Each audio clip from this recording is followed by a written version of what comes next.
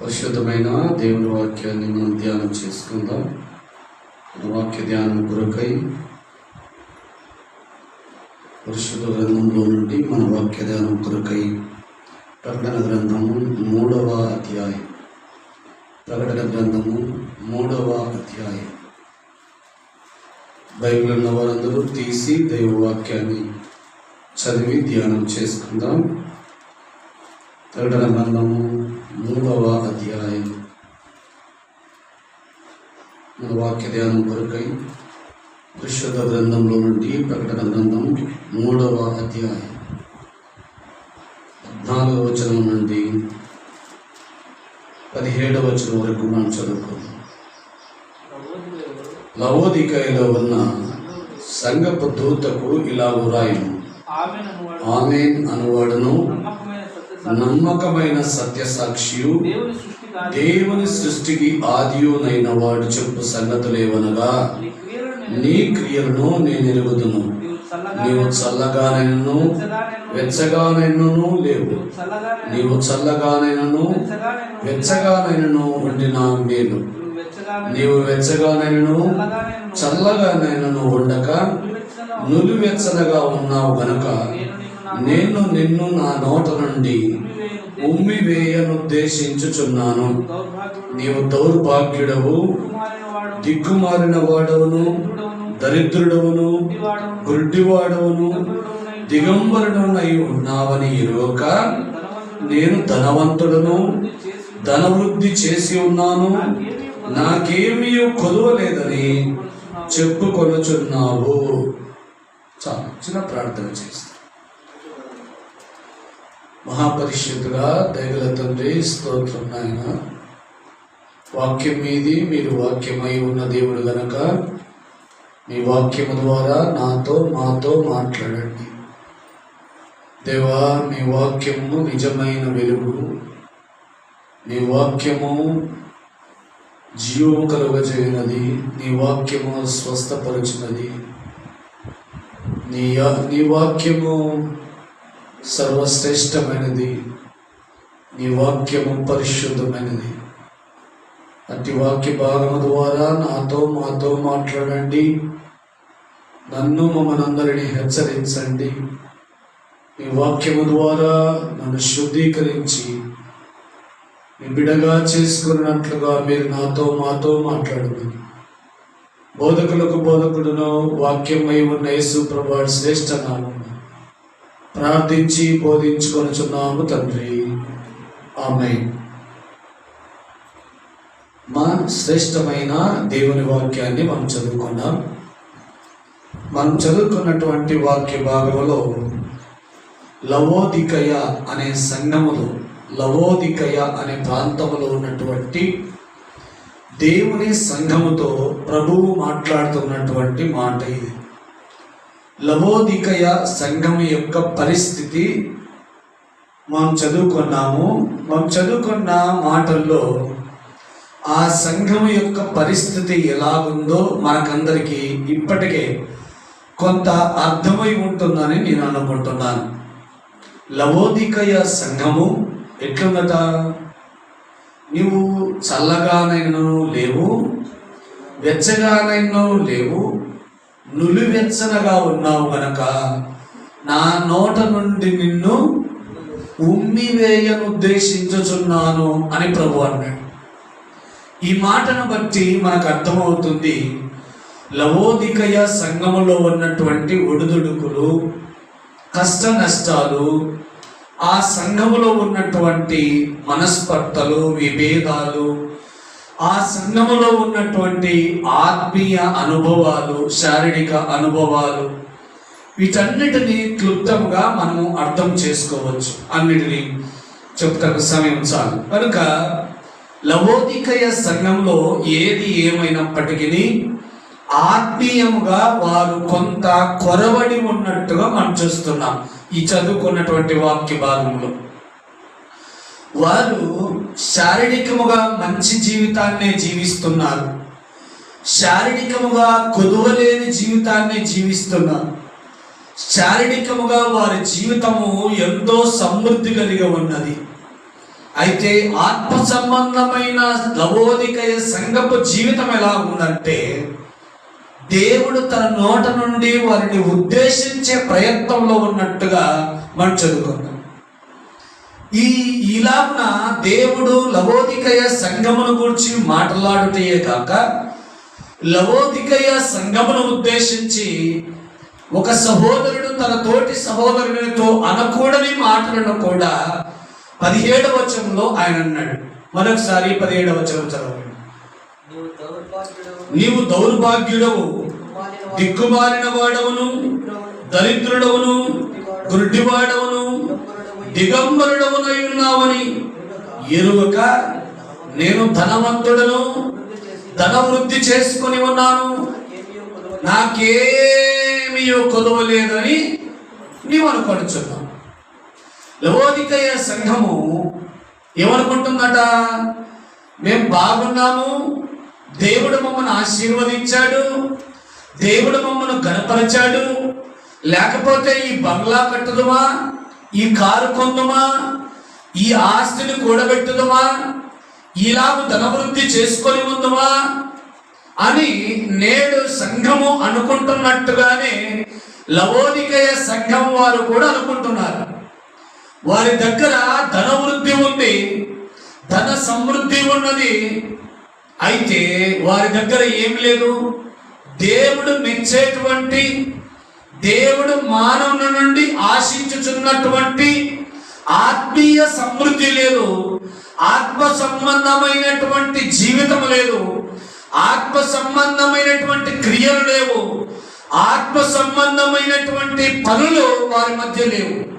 అందుచేత దేవుడు అంటున్నాడు, నేను బాగానే ఉన్నానని నీవు అనుకుంటున్నావు, నేను బాగానే ఆశీర్వదింపబడ్డానని నీవు అనుకుంటున్నావు, నేను బాగానే దీవించబడ్డాను కనుక ఇంత ధనవృద్ధి చేసుకోగలిగానని నీవు అనుకుంటున్నావు.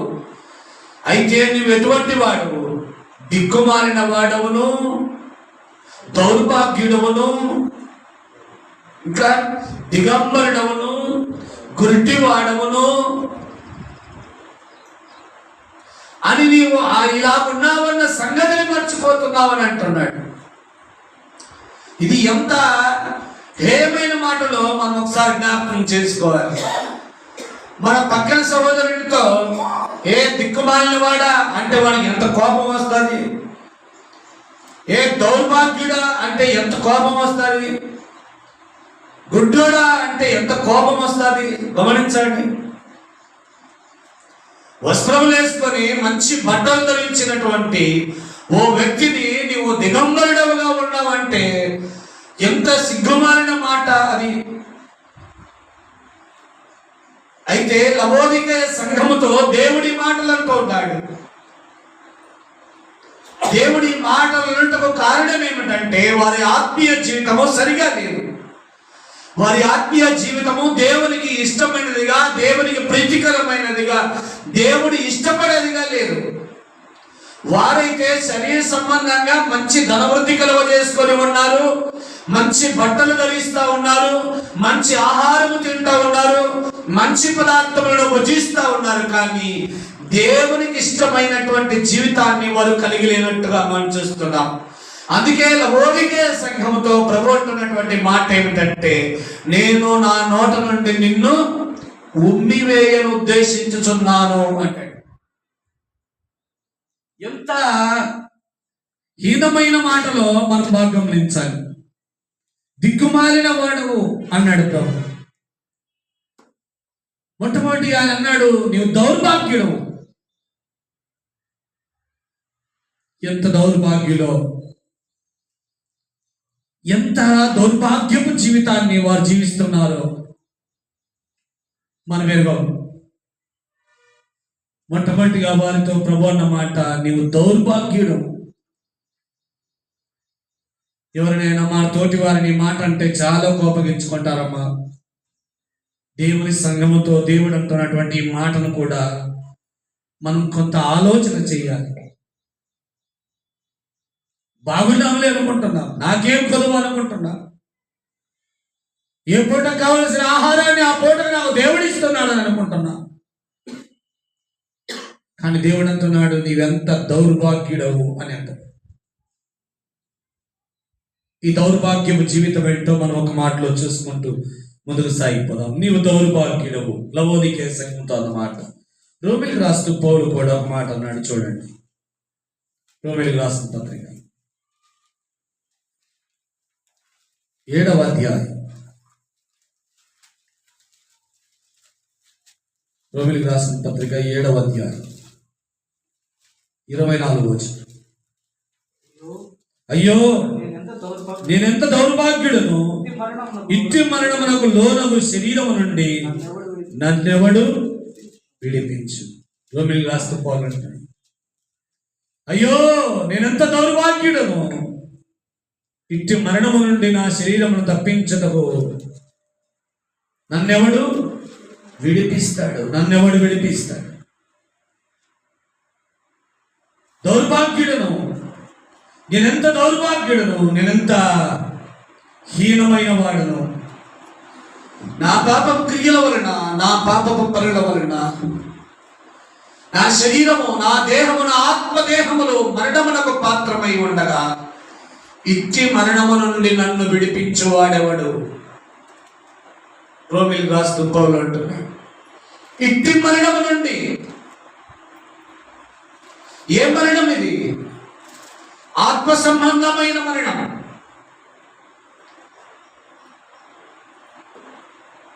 ఏ భేదము లేదు. అందరినూ పాపము చేసి దేవుడిని గ్రహించి మహిమను పొందలేకపోయింది. రోమిలికి రాస్తూ 3వ అధ్యాయంలో పౌలు అన్నాడు, నీతిమంతుడు లేడు, ఒక్కరైనను లేడు. ఎఫెసీయులకు రాస్తూ పౌలు అంటాడు, పాపముల చేతను అపరాధముల చేతను చచ్చిన వారమై ఉండగా క్రీస్తుతో కూడా మనల్ని బ్రతికించెను అంటే. దౌర్భాగ్యపు జీవితం, ఓడిపోయిన జీవితం, పాపము చేత, పాప క్రియల వలన, పాప చేష్టల వలన, పాపపు బ్రతుకు వలన మా జీవాత్మ, దేవుడు మనలో ఉంచినటువంటి దేహాత్మను నిత్య నరకమునకు, నిత్య మరణమునకు యోగ్యమై ఉండగా అట్టి మరణము నుండి నిన్ను విడిపించువారెవడు అని పౌలు అంటున్నాడు. మనం ఏమనుకుంటున్నామంటే, నాకేమైంది, నాకేం రోగం ఉంది, నాకేం బలహీనత ఉంది, నాకేమైంది, నేను బాగున్నాను అని అనుకుంటున్నావు. కానీ నీ ఆత్మదేహములు నరకములో పడద్రోయబడినంతగా నీ పాపములు ఏం చేస్తా ఉన్నాయి? నీ దేహమును నరకమునకు ఈడ్చుకొని పోవద్దా ఉన్నాయి. ఆ మరణము నుండి నిన్ను విడిపించువాడు లేడా? ఉన్నాడు. ఆ మరణము నుండి నిన్ను తప్పించగలవాడు, ఆ మరణం నుండి నిన్ను విడిపించగలవాడు ఉన్నాడు. కానీ ఆయన నీవు గుర్తించట్లేదు, ఆయన నీవు గమనించట్లేదు, ఆయన పోలిక చొప్పున నడవడం లేదు, ఆయన నీ ముందుంచిన మాదిరికరమైన జీవితాన్ని జీవించట్లేదు. ఆ మాదిరికరమైన జీవితాన్ని జీవించటకు ఆ రక్షకుడు, ఆ విమోచకుడు, ఆ మరణం నుండి నిన్ను తప్పించగల సామర్థ్యమైన వాడు జీవించిన జీవితాన్ని నీవు జీవించలేక ఓడిపోతా ఉన్నావు. అందుకే నీవేమైనావు? దౌర్భాగ్యుడవై ఉన్నావు. ఓడిపోయిన జీవితం, ఓటమి పాలైపోయినటువంటి జీవితం. తన సొంత క్రియల చేత, సొంత ప్రయత్నముల చేత ఏ మానవుడు పాపమును జయించి జీవించలేకపోయాడు. అయితే అతి పాపపు బంధకములో నీవు మరణములకు మాత్రమే పాత్రుడవు కాకుండానట్లుగా నిన్ను విడిపించగలవాడున్నాడు. ఆ విడిపించగలవాడు జీవించిన జీవితాన్ని జీవించడంలో లవోదికయ సంఘము ఏం చేస్తా ఉంది? ఓడిపోతా ఉంది. చాలా బాగుంది శరీర సంబంధంగా వారి జీవితం. అయితే ఆత్మ సంబంధంగా క్రీస్తు యేసు ప్రభువారు జీవించిన, తమను అట్టి మరణము నుండి విడిపించిన, తమను అట్టి మరణము నుండి తప్పించినటువంటి, విమోచించినటువంటి ఆ విమోచకుని జీవితము మనకుందా? ఓడిపోయిన జీవితాలు ఎంతమంది జీవిస్తున్నారు. అయితే ప్రభు అంటున్నాడు, దౌర్భాగ్యుడము. ఆ దౌర్భాగ్యము జీవితం నీకొద్దు. నీకు ఒక విమోచకుడు ఉన్నాడు, నీకు ఒక రక్షకుడు ఉన్నాడు, నీకు ఒక రక్షింపగలిగినటువంటి వాడు ఉన్నాడు. ఆ రక్షకుడు ఎవరు అని నీవు గుర్తించి నీవు తెలుసుకొని ఆ రక్షకుని మార్గమందు ఆ రక్షకుని జీవితాన్ని నీవు నీ వలనైనంత మట్టు కొనసాగింపబద్ధుడవై ఉంటే చాలు. ఆ మరణమునందు నీకు నీ యందు ఆ మరణానికి విజయము లేదు, నీకు ఓటమి లేదు. కనుక నీ ఓటమి పాలైపోయిన నీ జీవితాన్ని విజయ తీరాల వైపు నడిపించబడాలంటే నీ రక్షకుడును నీ విమోచకుడునైనా క్రీస్తు యేసు ప్రభువారిని ఎరిగి ఆయన జీవించిన జీవితాన్ని ఆ మాదిరికరమైన జీవితమందు మనమందరము జీవించాలని ప్రభువు నీ నుండి నా నుండి కోరుకుంటున్నాను. రెండవదిగా ఆయన లవోదికే సంఘముతో అన్నమాట చూడండి. లవోదికే సంఘంతో 17వ వచనం 3:17. రెండవ మాట ఏమన్నారు ఆయన? ఏం మారినవాడు? దిక్కుమాలినవాడు. దిక్కుమాలినవాడు. ఎవరు దిక్కుమాలినవాడు? ఏ దిక్కు లేనివాడు, ఏ ఆధారము లేనివాడు, ఎవరు లేనివాడు, దిక్కుమాలినవాడు. లవోదికే సంఘమునకు దిక్కు లేదా? ఎందుకు లేదయ్యా? వారి ప్రభువే వారికి దిక్కై ఉన్నాడు. వారి రక్షకుడు, వారి విమోచకుడు వారికి దిక్కై ఉండగా సర్వశక్తిమంతుడకు దేవుడు, సర్వోన్నతుడకు దేవుడు, సర్వాధికారి దేవుడు దేవుని సంఘమునకు దిక్కై ఉండగా లవోదికే సంఘము తమకు దిక్కుగా ఉన్న తమ దేవుని వైపు చూడకుండా తమకెవరో దిక్కున్నారు, తమకు ఎంత బలం ఉంది అంత బలం ఉంది అని అనుకుంటున్నారు. మాకేం కొదువా అని అనుకుంటున్నారు. మమ్మల్ని మేము రక్షించుకునేటకు, మమ్మల్ని మేము విడిపించుకునేటకు మా దగ్గర ధన సమృద్ధి ఉన్నది అని అనుకుంటున్నారు. ఇర్మియా భక్తుడు రాసిన ఒక మాట అంటాడు చూడండి. భక్తుడు ఇర్మియా రాసిన గ్రంథం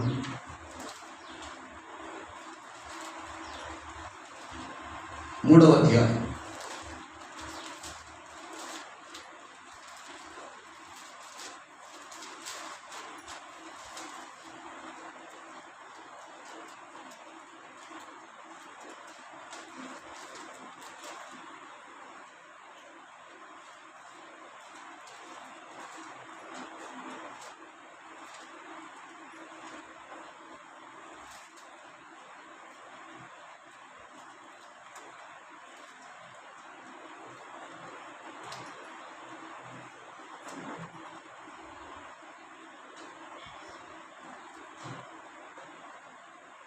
3వ అధ్యాయంలో నాకు త్రోవ లేకుండా చేసిన అన్నమాట ఉంటుంది చూడండి. 3వ అధ్యాయం. నాకు త్రోవ లేకుండా చేసి నా అవయవములను విడదీసి ఉన్నావు.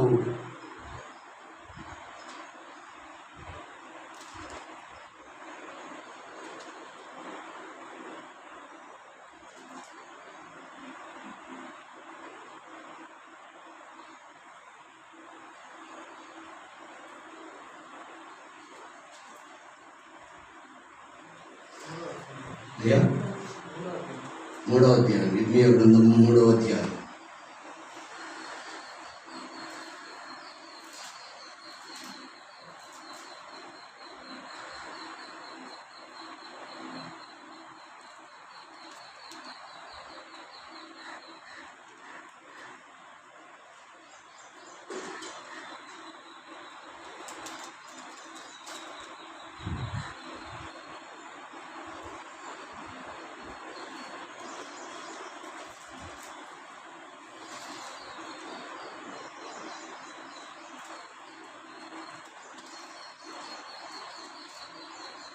నా అవయవములను విడదీసి నాకు దిక్కు లేకుండా చేసి ఉన్నాడు అని ఉంటుంది అక్కడ. ఇర్మియా గ్రంథం 3వ అధ్యాయం 3వ అధ్యాయంలో మాట ఉంటుంది. మీరు 3వ అధ్యాయం చేయండి. సరే, నాకు త్రోవ లేకుండా చేసి దిక్కు లేకుండా చేసి నా అవయవములను విడదీసి ఏం లేకుండా చేసి ఉన్నాడంట? దిక్కు లేకుండా. దేవుని సంఘానికి దిక్కు లేదా? దేవాది దేవుడే దిక్కై ఉండగా అటువంటి వాడి దిక్కును మనము విడిచిపెట్టి ఉన్నారు, విడిచిపెట్టి ఉన్నారు. అటువంటి వారి దిక్కులు కోల్పోయి ఉన్నారు. కేవలము తమ ఆత్మీయ జీవితము, దేవుని యందలి మంచి జీవితము వారికి లేకపోయినందుచేత దిక్కుమాలిన జీవితాన్ని వారు జీవిస్తున్నారు. కొరింథీయులకు రాసిన పత్రిక, 2వ కొరింథీయులకు రాసిన పత్రిక, అపోస్తలుల పౌలు కొరింథీయులకు రాసిన 2వ పత్రిక 4వ అధ్యాయం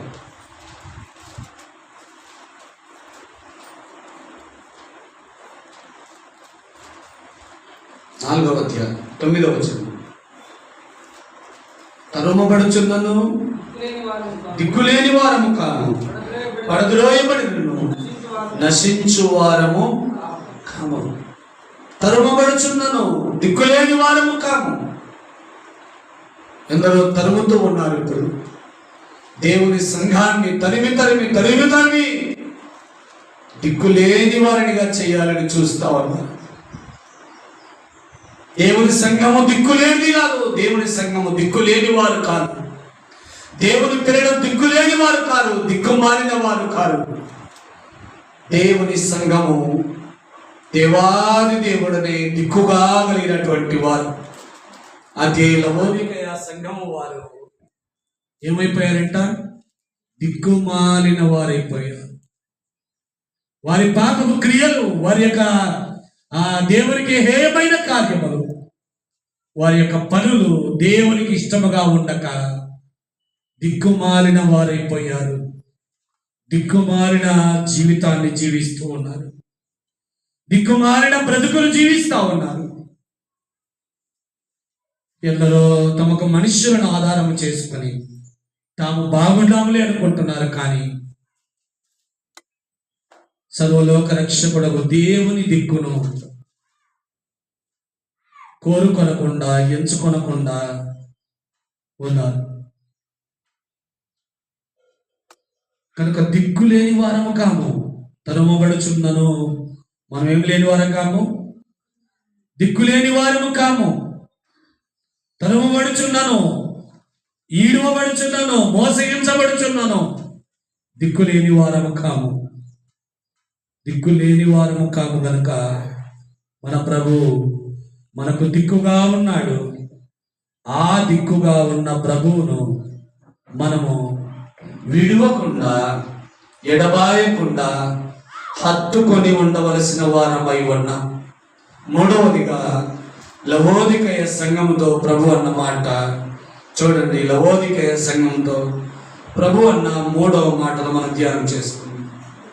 త్వరగా ముందుకు వెళ్ళిపోదాం. ఎవరట? దరిద్రుడు.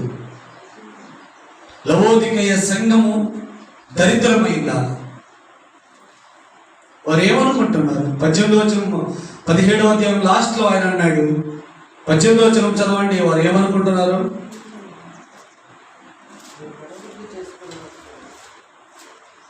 నీవు ధనవృద్ధి చేసుకున్నట్లు అగ్నిలో పుటము వేయబడిన బంగారమును, నీ దిశముల సిగ్గు కనబడకున్నట్లు ధరించుకున్నట్టు తెల్లని వస్త్రమును, నీ దృష్టి కలుగునట్లు నీ కనుడకు కాటుకను నా యుద్ధ కొనమని నీకు బుద్ధి చెప్పుచున్నానన్నాడు. 17వ వచనంలో నేను ధనవంతుడను, ధనవృద్ధి చేసుకొని ఉన్నాను, నాకేమీ కొదువ లేదనుకుంటుంది. దేవుడేమంటున్నాడు? నీవు దరిద్రుడవు, నీవు దరిద్రుడవు అని దేవుడు అంటా ఉన్నాడు. లవోదికయ సంఘం అయితే ఏమనుకుంటున్నారంట? నేను ధనవృద్ధి చేసుకొని ఉన్నాను, ధన సమృద్ధి కలిగి ఉన్నాను, నాకేమీ కొదువ లేదు అని అన్నాడు. మరి దరిద్రుడు అని ఎందుకు అన్నాడు? యాకోబు రాసిన పత్రిక 2వ అధ్యాయం, భక్తుడు యాకోబు రాసిన పత్రిక 2వ అధ్యాయం